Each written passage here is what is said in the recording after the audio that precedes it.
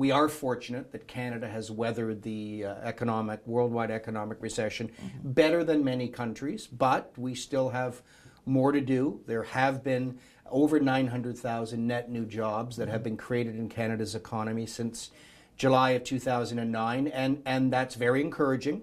But I certainly know, and I meet with constituents that I know are still struggling, are having a tough time finding a job or finding adequate employment, so we have more to do. I suspect you will find that the 2013 budget will have a number of new measures in it that will help us to focus on how we get Canadians the skills they need for better jobs, how we help youth unemployment. We have a youth employment strategy. We've allocated an additional $50 million to that program over the next 2 years. I suspect the minister will be looking at that program and looking at ways that it can be better to help the unemployed young people that we have in Canada. And, you know, we have to make sure we've got things that encourage mobility, because we certainly do have parts of this country where they can't find enough workers for the jobs that are available.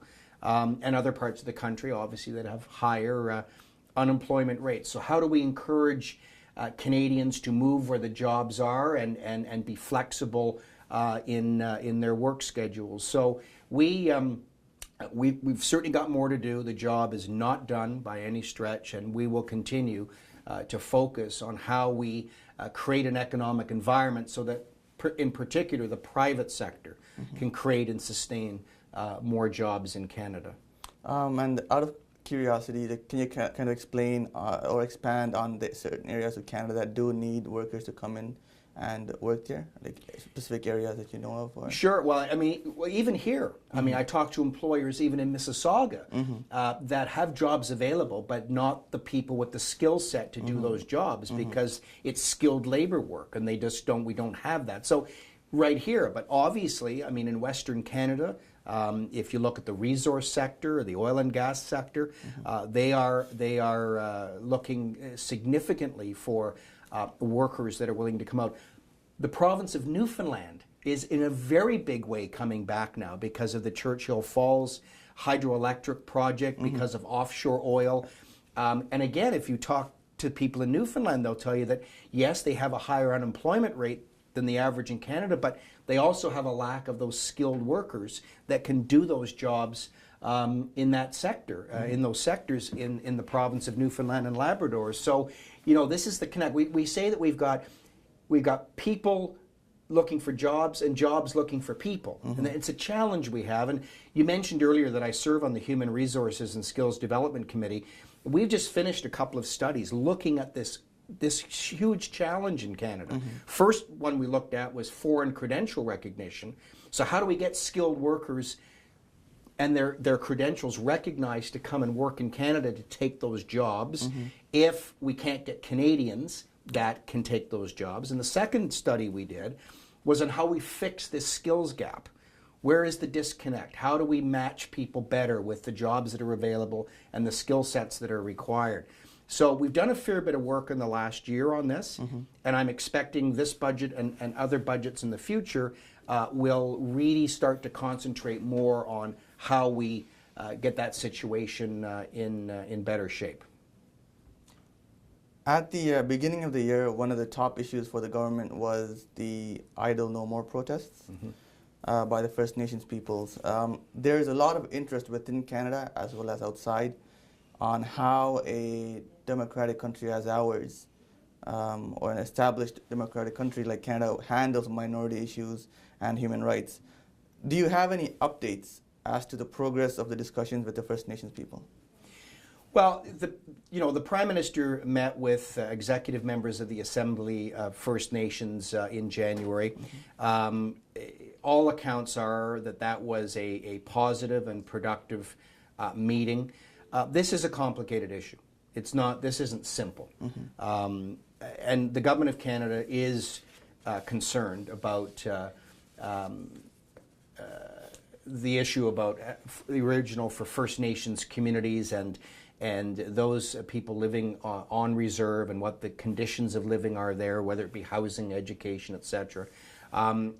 and the difference is that these issues are different depending on what part of the country you're in, depending on which First Nations community you're interacting with, because some operate differently than others, and some have other economic opportunities that others don't. So we're fully engaged in this thing.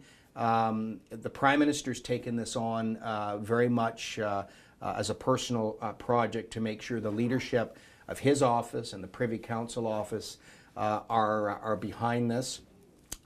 We have now a new Minister of Aboriginal Affairs who was just appointed a week or so ago, and he's very much engaged in this file and making sure that we move this forward. But you know, the situation wasn't created yesterday. This has been a long-term, difficult challenge in Canada. And we're just going to have to all get together, First Nations communities as well as the Government of Canada. The provinces play a role. We're just all going to have to, pull up our socks and do a better job. Do a better job. I think Canadians expect that of us, and we want to do a better job. We want to do a better job in interacting with these communities and making sure that life for Aboriginal Canadians is as good, if not better, than it is for all of the rest of us. And speaking of communities, your riding is one of the most diverse ridings in the country in terms of multiculturalism. What makes this place unique, this riding? Well, I think that's the best part of it, because I think diversity is the strength. I remember, knocking on doors in the election campaign and going house to house to house and seeing people of different backgrounds living side by side on the same street, the kids all playing together, everybody getting along, everybody knowing their neighbors, and it's a very friendly community. I mean, I think that's the strength of not just my riding in particular, but really of Canada, is that we treat each other fairly and equally, regardless of what our background or religion or faith or country of origin is. It's just the Canadian way.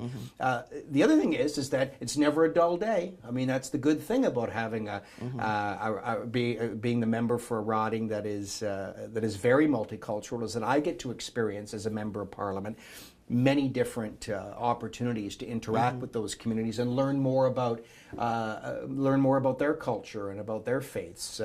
And so when I go to a service at a mosque versus a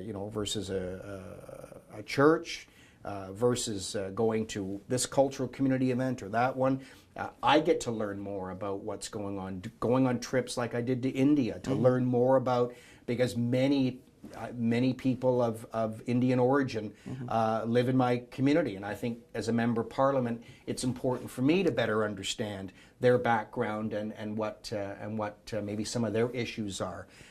So I think it's great to represent a riding that's very multicultural, very multi-ethnic, and especially to see people all get along and want to be part of this community and make a difference.